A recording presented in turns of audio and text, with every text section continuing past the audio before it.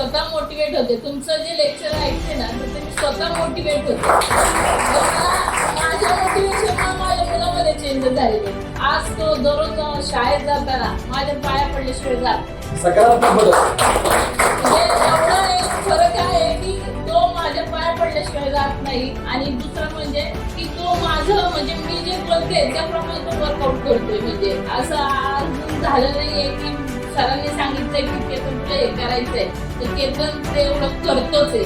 आणि सगळे जे काय क्लासमध्ये जे झालेलं आहे तुम्ही त्या दिवशी म्हणाला की केतन पाटीलला 98% पडले पण आपल्याला 100% केतन पाडायचे. त्यांनी घरी येऊन सांगितलं की मग सरांनी सांगितले 100% पाडायचे. मी म्हणले आज सर सांगतात ते तू ध्येय तुझं 100% ठेव.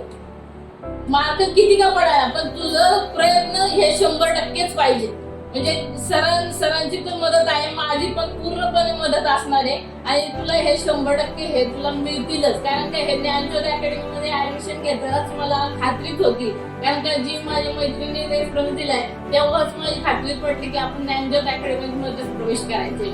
आणि